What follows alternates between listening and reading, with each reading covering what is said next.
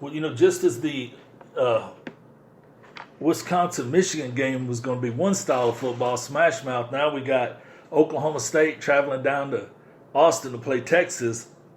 That's going to be just a completely different style of game. Texas is favored by 5 at home, but Oklahoma State's beat Texas at home more than anybody in Big 12. Oklahoma State 3-0, Texas 2-1. Texas kind of had a cakewalk against Rice last week. I think the funniest thing about that game was that Rice people were trolling UT on their grade point average on the football team. It was I'm sure they did. But the numbers on their stats are pretty dead even. Yep.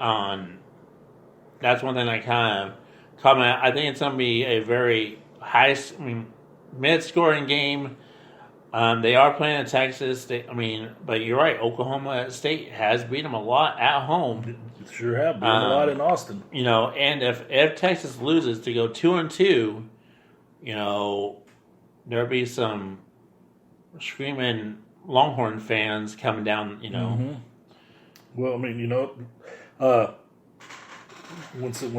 Gundy went to Princeton and got Sean Gleason, to run his offense, they're off to a hot start right now. They're 47 points per game.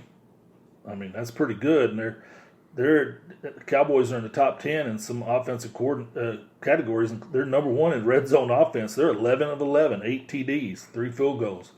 Number 3 in third down conversion at 60%. Number 9 in scoring. Number 9 in rushing offense. So their freshman quarterback from Denton Ryan, Spencer Sanders, he's 14th nationally in passing efficiency. 60% of his passes, 7 touchdowns, 1 interception. He's a dual threat guy. He's averaging 73 yards a game. And then their junior receiver, Tylan Wallace, man, that guy, he ranked second nationally in 2018. He had 1,491 yards. Well, right now he's number 1 in FBS and 390 yards, and he's averaging 130 yards a game. One thing that I'm kind of shocked about is how Oklahoma State's not even ranked. I know, right? They just got no love. They have, what you just read and what they've produced in wins to beat Oregon State, to the other wins.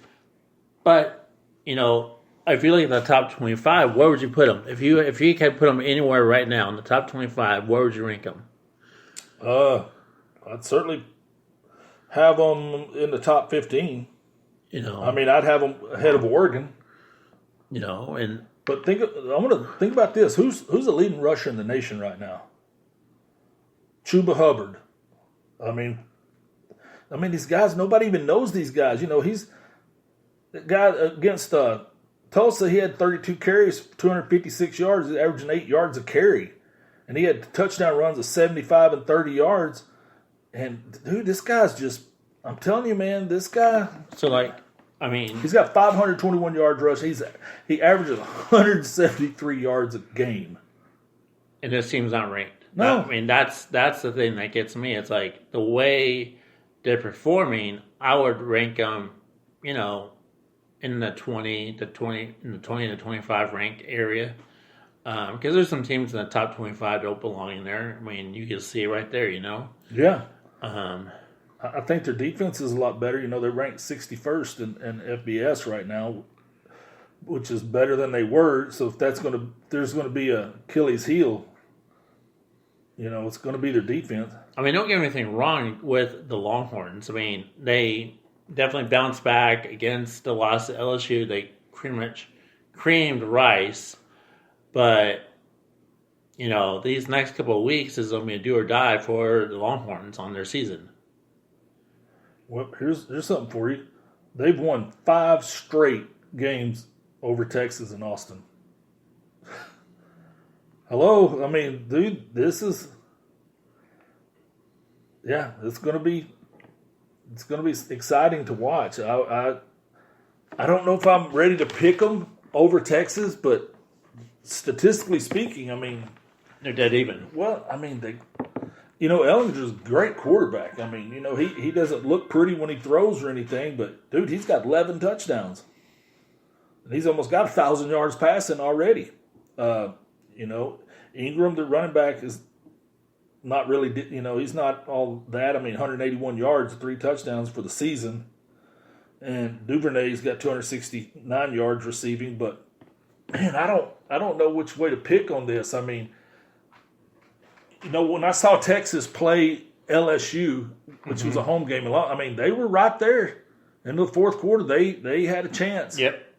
I mean, that game, I personally thought they were going to win, and guys dropping touchdown passes, hitting them right in the hands. So, but the fact that that LSU was able to put up those kind of points on them, I think this offense right here is even more prolific than LSU. So, you know what? I'm gonna just go out on a limb here and pick Oklahoma State to beat these boys. I know, call me crazy, but crazy. No, I picked them. And I'm picking Texas. Yeah. So, what's another game you want to talk about?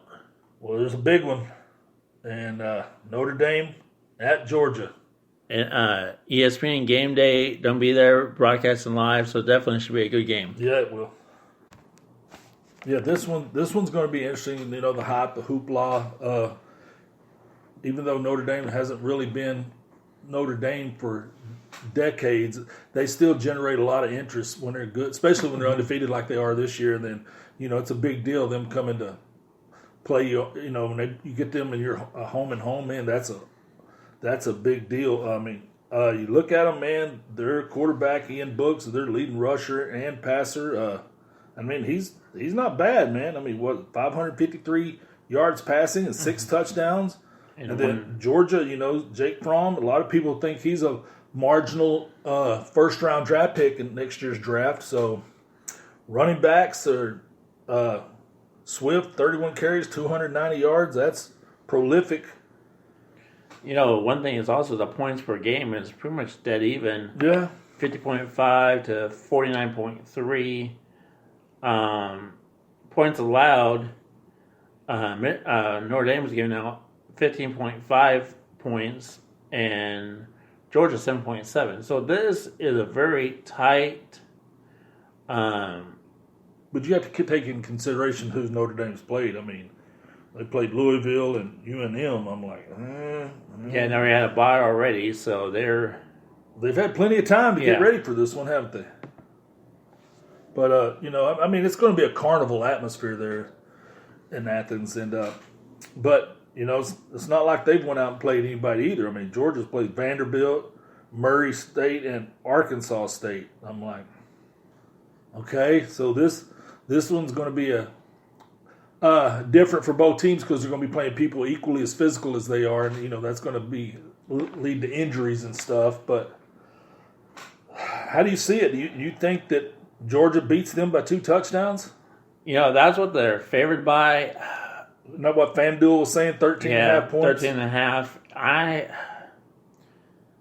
I'm a Notre Dame fan. Yes, you are. I loved them when the Pope, they were so bad the Pope couldn't save them. It was pretty bad during the day.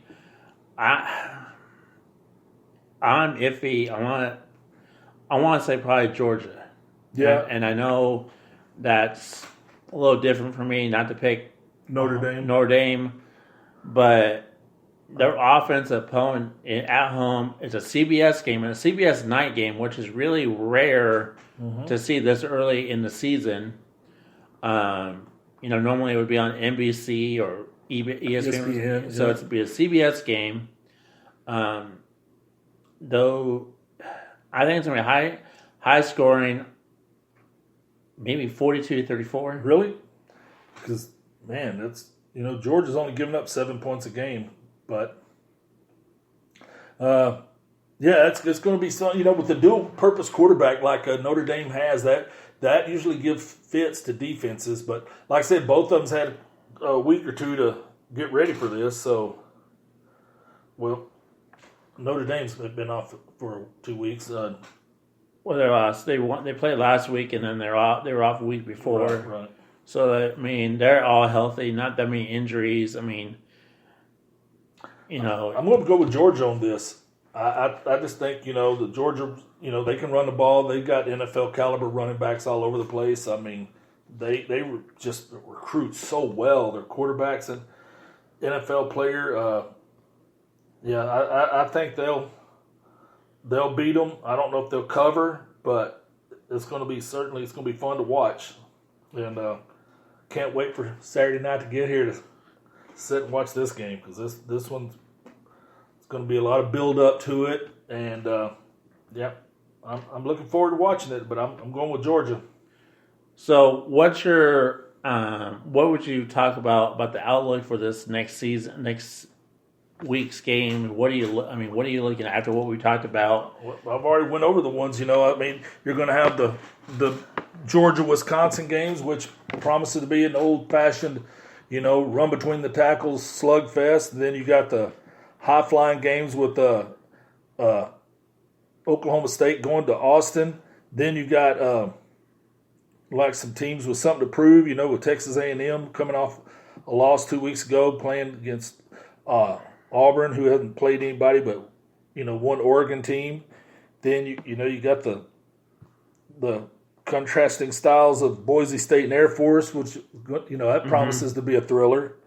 And then you got the two undefeated teams here, TCU and SMU. I mean, that should be fun. But and then, we talk about the coaches on the hot seats and everything. So this week right here should be entertaining.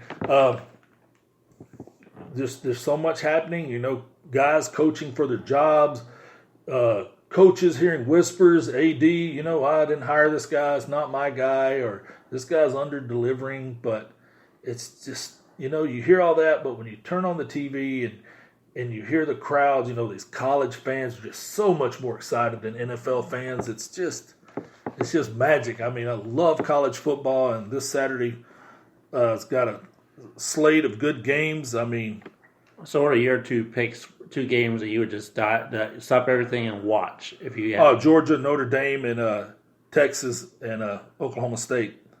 Well, I can't leave out the Wisconsin, Michigan, because I like that kind of football. I like the big boy. So you kind of have your breakfast game, which is the Wisconsin game, your afternoon game. Yep, then the evening game. But so that one should be fun, man. This weekend. So look forward to it. Make sure, guys, this is our college football preview show this week. Week 4. Can't believe it already. Soon it'll be fall. It'll be cooler weather, good, more hard-hitting football going on.